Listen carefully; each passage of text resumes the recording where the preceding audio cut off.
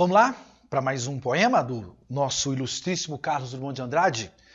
No encontro passado, eu falei do poema de Solução e falei do poema Engaia Ciência, que são dois textos bastante fechados para nós. E agora o propósito é falar de mais outros poemas herméticos do livro. O próximo vai ser este daqui. Pergunta em forma de cavalo marinho. Deixa aberto seu material aí, não? Suas anotações, de tal maneira que você consiga abstrair o texto junto comigo. Olha, meu livro está cheio de informações, eu quero ver se eu não esqueço de colocar essas informações. De repente eu vou escanear isso aqui para você, tira uma fotinha, converta em PDF, coloco no site.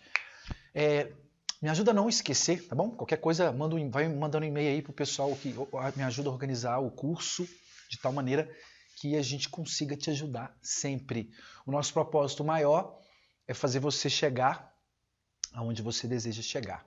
Transformar uma operação aí, operação mudança. A gente vai realizar uma metamorfose em você, tirando você do cursinho, do pré-vestibular, levando você para o reino da universidade pública, gratuita e de qualidade. Amém. Baco Exu do Blues. Vamos nessa então, moçada. Perguntas em forma de cavalo marinho. Acredito eu que na hora que ele diz pergunta em forma de cavalo marinho, ele está querendo fazer uma alusão à própria interrogação aqui, acredito eu. Não é? Perguntas em forma de cavalo marinho. Então, é uma imagem bastante diferente, né? Pergunta em forma de cavalo marinho. Bastante original para o título do texto. Drummondzão foi bem ousado no texto. Esse texto bastante fechado também. Normalmente, quanto menor o texto é, mais difícil, mais trabalho o texto vai te dar. Tá bom? Tá bom. Bom, é o seguinte. Essas perguntas que esse sujeito ele vai fazer, ele está fazendo para quem? É para ele mesmo? É para nós? Ou é para a poesia? Todos esses direcionamentos dessas perguntas estão corretos, moçada. Dá para dizer que ele está se perguntando a própria poesia, dá para dizer que ele está indagando a ele mesmo e dá para dizer que ele está indagando você, leitor. Vamos lá, então. Então, é o seguinte. Que metro serve para medir-vos? Que forma é nossa? E que conteúdo?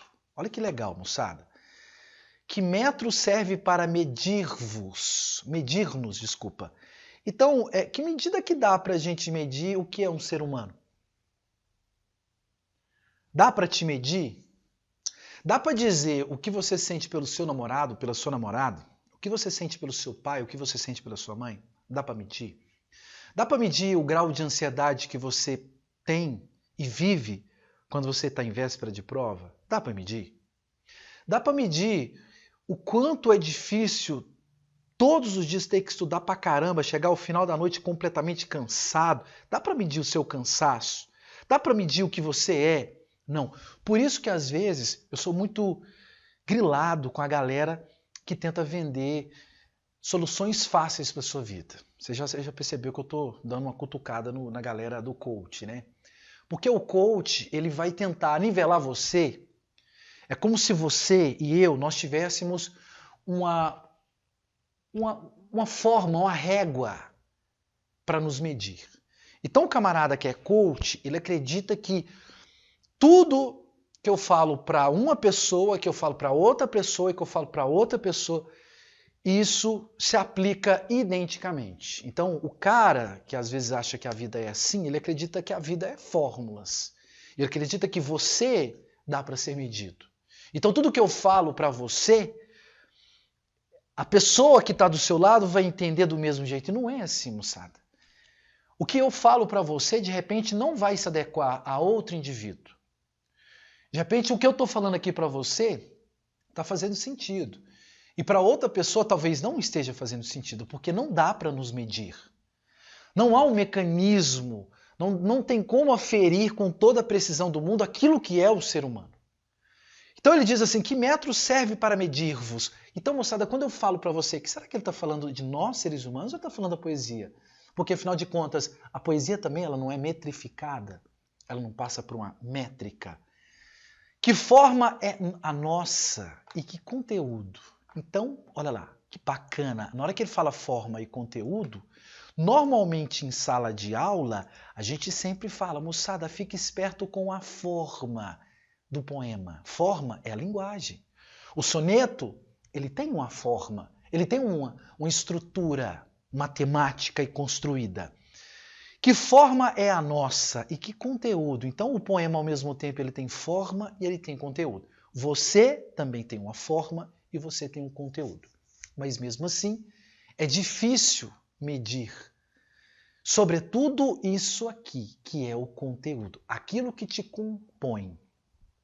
E aí eu acredito bem numa pegada existencialista. A nossa essência, ela vai sendo construída. O roteiro da sua vida, ele é construído por você. Você que é o protagonista.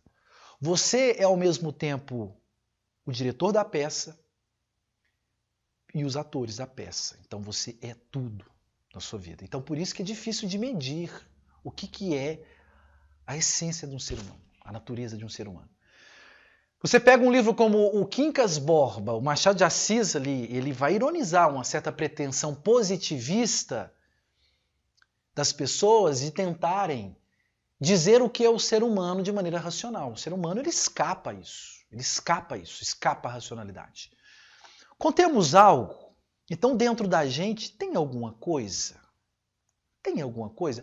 Tem, só que não é, repito, não dá para a gente aferir o mundo de coisas que há dentro de você e que há dentro de mim. Então é um mundo de sensações, um mundo de sentimentos, de angústias, de rumores, de rancores, de vozes, silêncios. Contemos algo, somos contidos, dão-nos um nome, estamos vivos. Então ele não vai respondendo nada, ele vai lançando perguntas aí. E acaba que essa ideia de perguntas em forma de cavalo marinho, parece que o próprio questionamento ele está personificando essas indagações.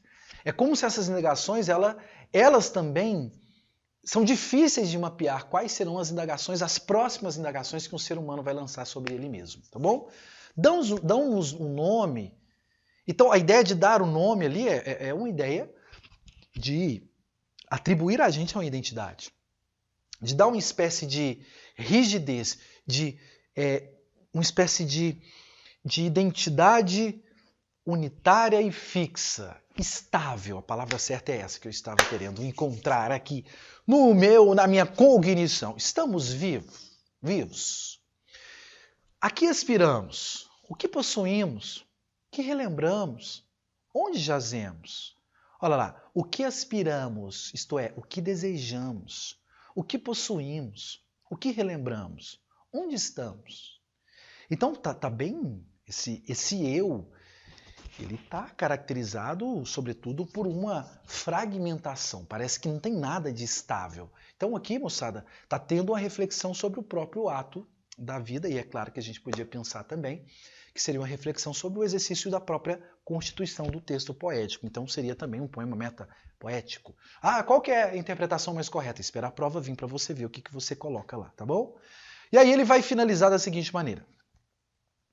Nunca se finda, nem se criara. Mistério é o tempo inigualável.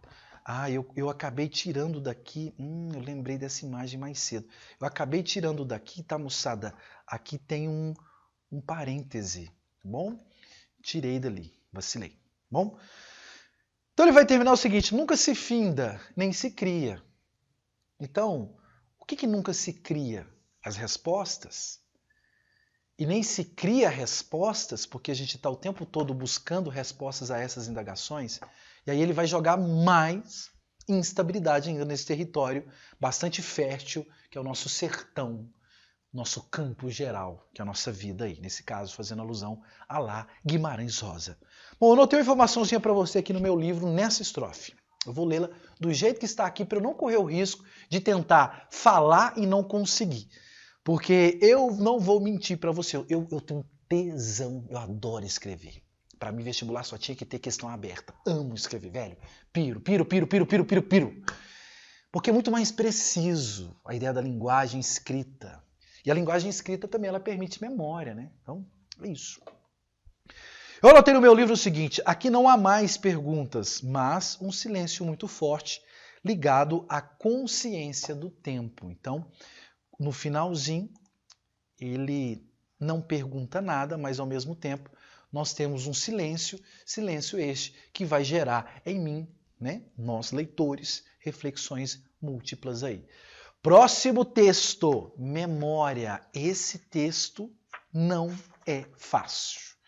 Olha, eu confesso a você que eu queria muito, mas esse poema já apareceu na prova, tá? Se você quiser, eu até posso falar dele, né? Aí você tem que mandar um e-mailzinho, e fala do poema Sonetilho do Fausto Fernando Pessoa. Olha o monte de anotações que está aqui no meu livro. Olha o monte de anotações. Centenas e milhares. Confesso eu que eu deveria ficar nesse poema Sonetilho do Fausto Fernando Pessoa, que já veio na sua prova, pelo menos 50 minutos. O texto é muito legal.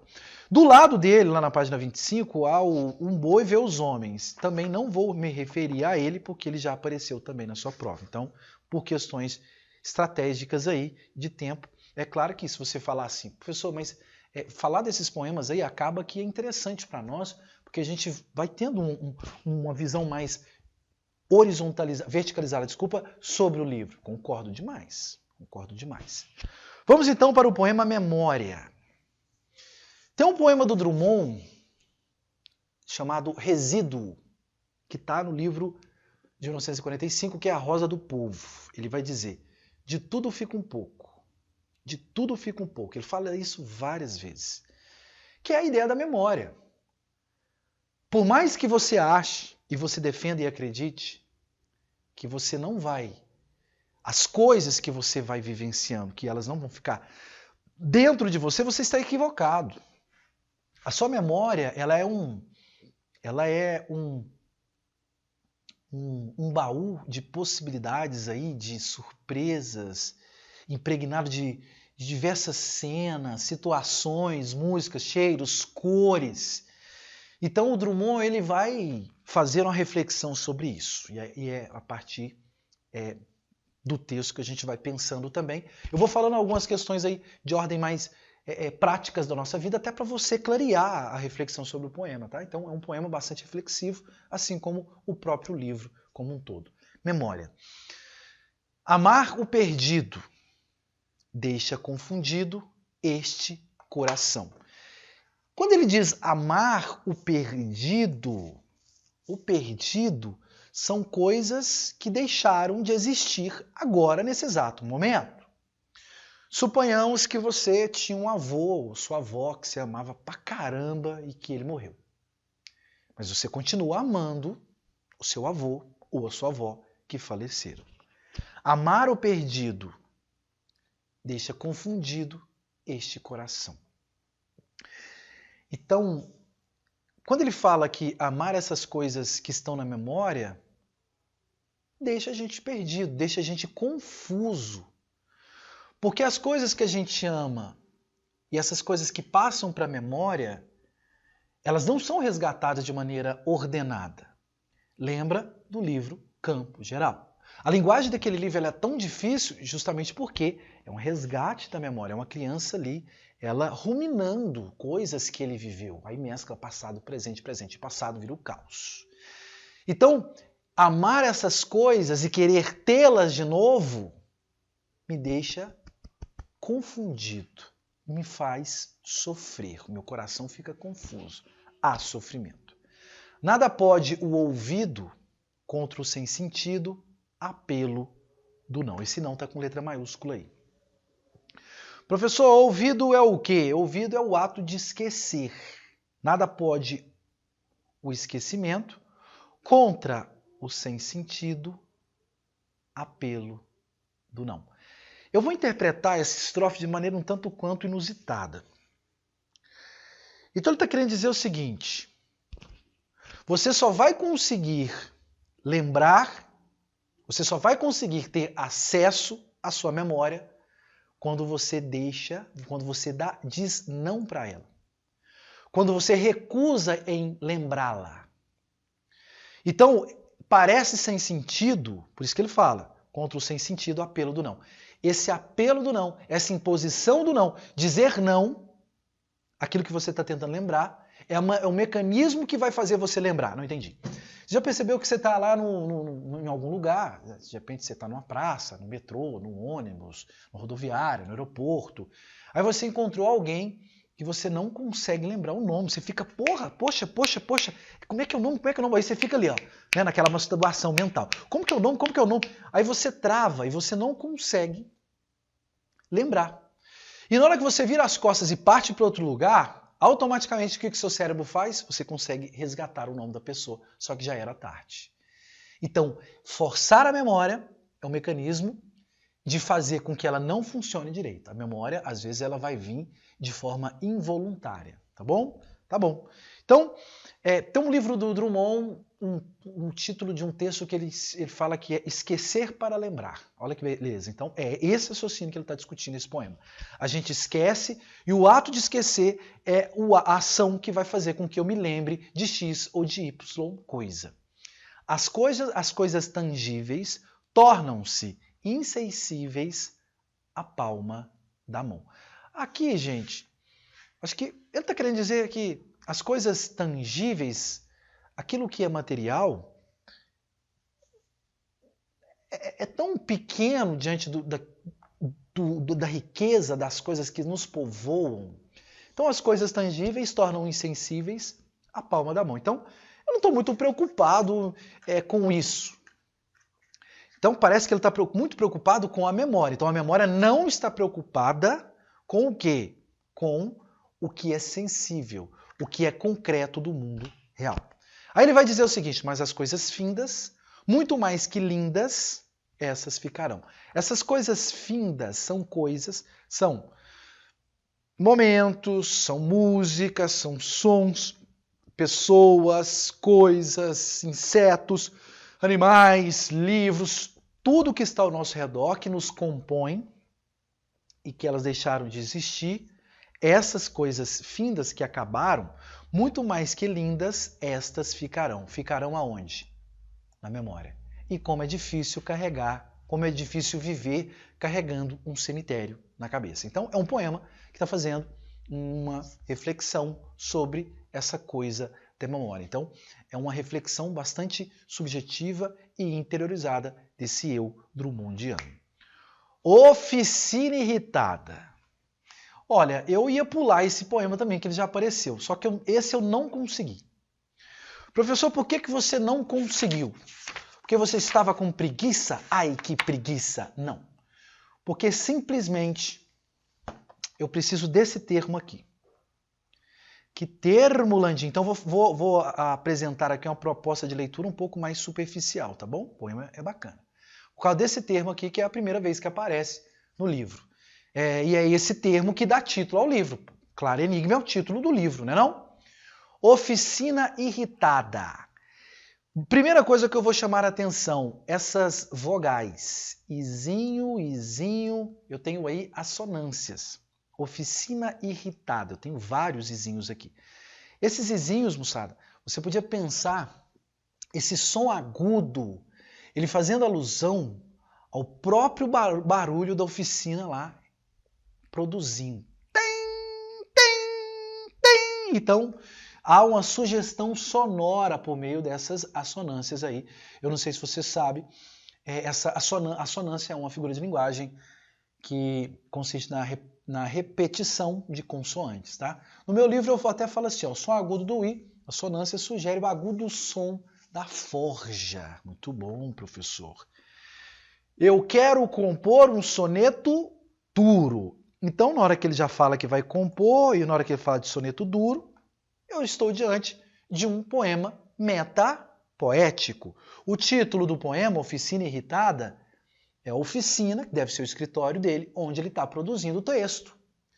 Então ele falou, eu quero compor um soneto difícil. Duro ali é difícil. Olha, esse poema você pode usá-lo na segunda fase, tá, moçada? Então é importante você memorizar algumas citaçõezinhas aqui, tá? Algumas passagens do texto. Eu quero compor um soneto duro, como poeta algum ousar escrever. Eu quero pintar um soneto escuro. Olha, duro, escuro, é tudo para dar ideia de uma linguagem que eu vou fazer um poema com uma linguagem hermética, com a linguagem fechada. Acompanhou? Eu quero pintar um soneto escuro, seco, abafado, difícil de ler. Então, eu vou apagar aqui. Quer ver, professor Landim? Eu quero. Eu vou destacar os adjetivos que ele está dando ao soneto. Quero compor um soneto duro, eu quero pintar um soneto escuro, seco, abafado, difícil de ler. Então, tudo trabalhando com a ideia de fazer um soneto bastante hermético. Hermético é o mesmo que fechado, impenetrável. Quero que o meu soneto, no futuro, não desperte ninguém nenhum prazer. E que, no seu maligno ar imaturo, ao mesmo tempo saiba ser e não ser. Bora lá então. Bom, é o seguinte. Quero que o meu soneto no futuro não desperte em ninguém nenhum prazer. Então, quando ele fala prazer, é que ele está falando, ó, meu poema não vai ser gostosinho de ler, não vai servir de entretenimento e de alegria para ninguém. Certo? Certo, não quero agradar ninguém. Bom, então ele diz o seguinte, e que no seu maligno ar imaturo, ao mesmo tempo saiba ser e não ser. A ideia do ser e não ser, that's the question, aqui tem um diálogo com um monstro do teatro no mundo. Então quando ele fala que esse ar imaturo do meu soneto, ele vai ser ao mesmo tempo ser e não ser. Não entendi. Se o poema ele é ser, é porque você conseguiu decifrá-lo. Se o poema é não ser, é porque você não conseguiu dar um significado para ele. Então, ser, eu compreendi. Não ser, eu não compreendi. Esse meu verbo antipático, impuro, verbo, moçada, é a própria palavra. Há de pungir, há de fazer sofrer. Então, vai fazer sofrer. Aí ele fala assim, tendão de Vênus sobre o pedicuro. Aí ele usa uma imagem aqui um tanto quanto grotesca, aqui meio surrealista. Igual a ideia do cavalo, perguntas feitas em forma de cavalo marinho. Então ele vai pegar uma imagem aqui grotesca, ele pega a deusa do amor, a Vênus, e fala que tem um pedicure, machucando o tendão dela. Então a Vênus, o plano elevado da mitologia greco-romana, sendo ferida por uma figura bastante prosaica. Quando eu falo prosaica, simples. Então o Drummond aqui ele usa essa imagem um tanto quanto grotesca que confere ao texto, ao mesmo tempo, o sublime e o grotesco e o sublime, o alto e o baixo, o elevado e o baixo. Ninguém o lembrará. Tiro no muro. Ninguém lembra de um tiro no muro. Tiro no muro é um buraco ali, esquecido. Um cão mijando no caos. Aqui, imagem surrealista. Cão mijando no caos? O que seria um cachorro mijando no caos? Uma imagem completamente inusitada, caótica. Enquanto Arcturo, outra figura mitológica aqui, tá? Enquanto Arcturo, claro enigma, se deixa surpreender. Então, moçada, ele fala assim, ninguém o lembrará. Quem? O poema. E aí ele vai nomear o poema como sendo o claro enigma, que vai deixar o leitor surpreso. A imagem do Arcturo aqui no final, moçada, é o seguinte. O Arcturo, ele era filho de Zeus, e um sujeito chamado Lacon, ele mata o Arcturo e vai dar ao Arcturo todo picadinho para o deus Zeus comer. Aí o deus percebeu que tinha uma sacanagem contra ele, Zeus castiga o Lacon e consegue dar vida de novo ao Arcturo, e depois ele vai fazer o Arcturo virar uma constelação no céu, que é a Ursa Maior, tá bom? Então, a ideia do Arcturo aqui, eu até anoto aqui no meu livro assim, ó. Eu falo assim, ó. Coloca assim, ó. Certo? Zeus transforma. Eu coloco aqui para vocês que faz referência para ilustrar um aspecto trágico, né? Então, é aquela imagem que eu estava falando contigo, o elevado e o grotesco, tá? Então é para dar esse tom meio grotesco aí. A morte do cara, grotesco, só que o personagem, filho de Zeus, o sublime, não é não?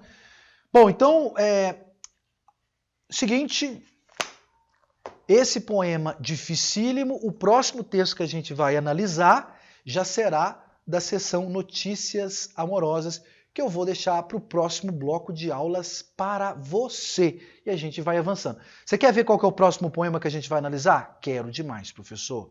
Então, moçada, finalizando a parte entre o lobo e o cão, de fato, nós temos aqui várias reflexões sobre o tempo, sobre a vida, sobre a memória, sobre a poesia, né? Então, nada de ação social, nada de ação política até agora. E aí a gente vai partir para outra seção do livro. O primeiro poema vai ser esse aqui, Fraga e Sombra. Vou pegar um poema apenas da seção Notícias Amorosas, para a gente já partir para Menino e os Homens, depois Selo de Minas. E a gente vai avançando aí à medida do possível. Acompanhou? Acompanhei. Fica com Deus, obrigado por me receber em casa e vão com tudo para essa prova. Essa preparação aqui ela vai te botar na frente do gol para você marcar o gol. Até logo.